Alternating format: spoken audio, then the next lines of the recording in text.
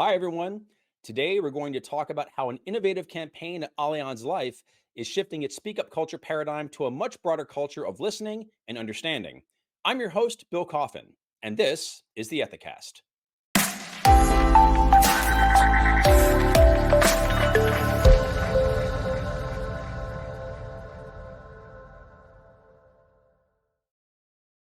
According to Ethisphere Culture Survey data, 93% of participants indicate a willingness to report misconduct if they were to observe it, hypothetically speaking. Yet, only 54% of employees who observed misconduct in the past 12 months actually reported the matter. The truth is, employees inherently believe that they would do the right thing if misconduct occurs, but when actually faced with it, many have a hard time following through. As a result, organizations need to foster a culture that allows employees to act on their instinct of doing the right thing. And since employees most often report to managers, those managers need to be properly equipped to navigate how to respond when a direct report raises a concern, who to go to for help, and how to prevent retaliation.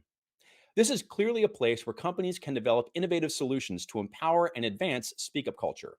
And at Allianz Life, there is an initiative underway called Hear Me, I'm Listening that doesn't just do these things, it is taking the very notion of speak up culture to entirely new places with some inspiring results. With us today to speak about Hear Me, I'm Listening is Allianz VP and Chief Ethics and Compliance Officer, Steve Koslow. Steve, thanks so much for joining us. Thank you for inviting me, Bill. It's always great to be connected with the Ethisphere organization.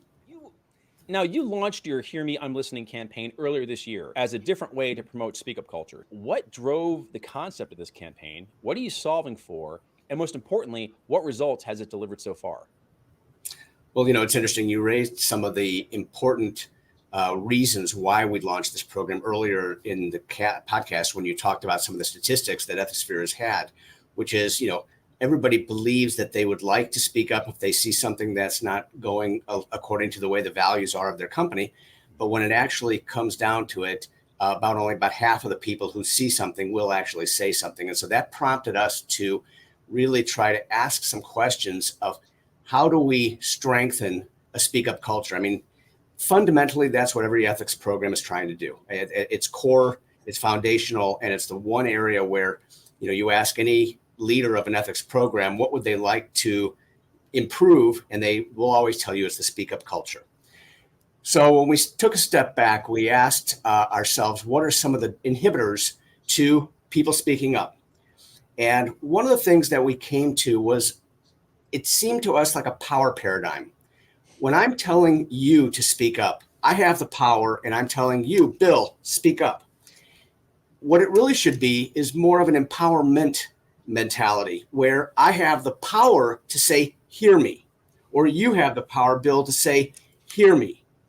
It changes that power paradigm, if you will, from authority down to employees to the rest of the company. That was sort of the premise behind trying to get to a hear me culture. And obviously the flip side to hear me is I'm listening. So you have employees who are reaching out to others in the company, whether it's management, whether it's other employees, saying, hear me, I have something to say. And you have a response, which is, I'm listening. And it began to build on some pretty basic concepts.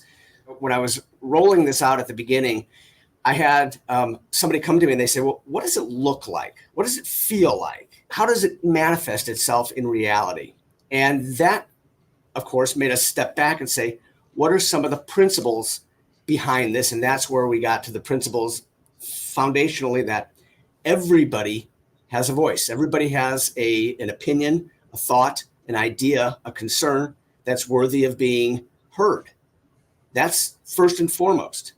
The second one, which you and I have discussed in the past, is we don't have to agree.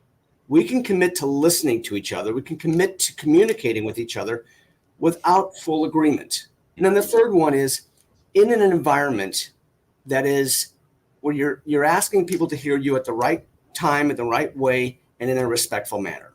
And we found that those three principles pretty much cover most of the situations that we're trying to get to.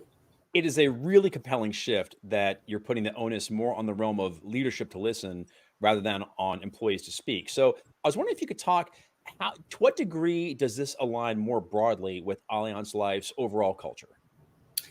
Well, that's the interesting thing about it. We often talk about a speak up culture in the identification of misconduct or when you observe an employee who's doing something that's contrary to your values. In reality, it has to be much broader than that. If employees are not comfortable voicing their opinions and ideas in just their general ideas, they're certainly not going to be comfortable speaking up when they see something that's going wrong. And so as our company begins to move faster, we're introducing more products every year. We're moving at a much faster pace, like every other company, than we had in the past. Decision making is being moved down. And the only way to move fast is if more people and at different levels of the company are able to make decisions and get action. Well, the risk with that is that you no longer have the hierarchical checks and balances of, well, let's take that idea, let's think about it, let's put it through the grinder, let's see what could go wrong. We don't have that time anymore. So you have employees and leaders across the company that are making decisions very quickly. In order for us to have a comfort level that those decisions are being made effectively, they have to be hearing the voices of their constituents, of their stakeholders, of the people on their teams. We have, we're in an agile environment where you have scrum teams that are working on 2-week sprints. Well, those people know what's going on. They have to feel comfortable raising their voice and saying, well, why don't we go this direction instead of that direction? Or have you thought about this? Or we might have a problem if we do that.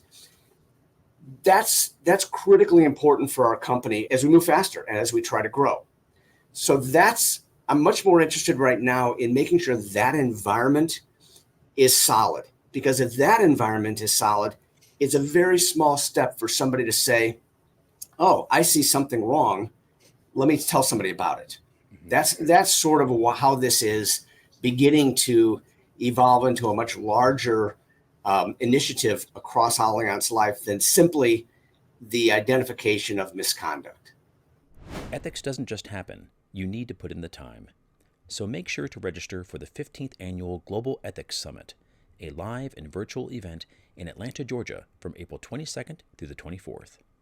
Save $200 by using the code ETHICAST at registration. To learn more, visit attendges.com. So earlier in this program, you had mentioned this great quote about how we don't always have to agree, but we can commit to listening and discussing each other's ideas and opinions and concerns. You just spoke in a very compelling fashion about how this program is kind of helping to move the culture of the organization forward to a much more agile environment.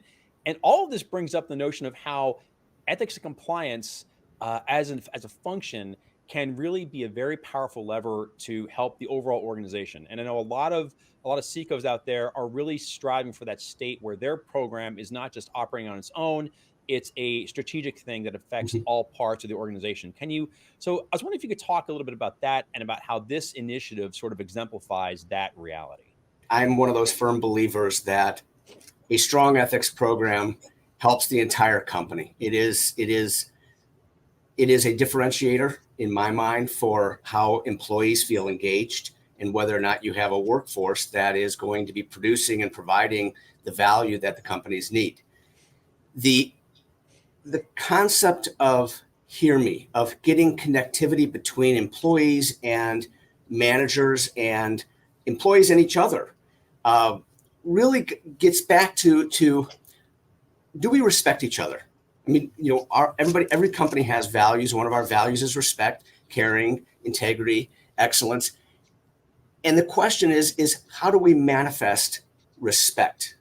And that's where we got to the second principle of we don't have to agree. It's too often people think that, well, if they're not agreeing with me, they're not hearing me. And we've spent a lot of time trying to dispel that notion. Effective discourse and effective communication of different ideas is what's really going to drive change and innovation. We have meetings where people are playing the contrary card. Well, let's look at it this way. Well, let's look at it this way. And in an environment where we have such a division in our society, we have to have a culture in our companies where we are at least willing to listen to each other with respect. The curiosity of that drives people has to be the primary factor. The ideas that we hear out there in our company are just amazing. I mean, we have innovation clinics where we're trying to throw out all sorts of ideas. Some stick, some don't. Some are good, some aren't. But the idea is let's get those ideas out there and let's listen to them. And if I'm not agreeing with you, it doesn't mean I'm not hearing you. Let's make sure we're all in agreement with that. We can agree to listen to each other, to hear each other without having to ultimately agree. Now, we do work in a company, and at the end of the day, we have to align, and there are decisions that have to be made. And that's a different discussion. We are a company, and we will align ultimately around decisions that are made, even if we don't necessarily always agree with those decisions. Sometimes we feel like the threads that hold us together are fraying or thin, and this kind of culture of where people can kind of come together in ways where they may not ordinarily do so is what brings us together, on a much larger basis and a more meaningful basis. So I really get what you're saying, and I really appreciate it. Do you have any examples of how the Hear Me, I'm Listening campaign has already empowered somebody to share something that they felt was important to socialize or took courage to bring up within your organization? I know these things aren't easy, but the degree to which Allianz Life is encouraging this kind of openness is really, really inspiring. Well, last week we had a town hall that was at where our employee resource groups asked for a town hall to discuss this topic. And the premise behind the town hall was, why is it potentially difficult for some people to feel like they're being heard? Is that something that we as a company should be exploring more in depth? And we didn't have answers, but it was the fact that we had a whole town hall with questions and answers around the three principles. What does it mean to have your voice heard? What does it mean to not agree and still be respectful? And are there different ways that people can raise their voices, to have their voices be heard, where we might be coming from different places because of our lived experiences, that we have to be open to how do we hear each other?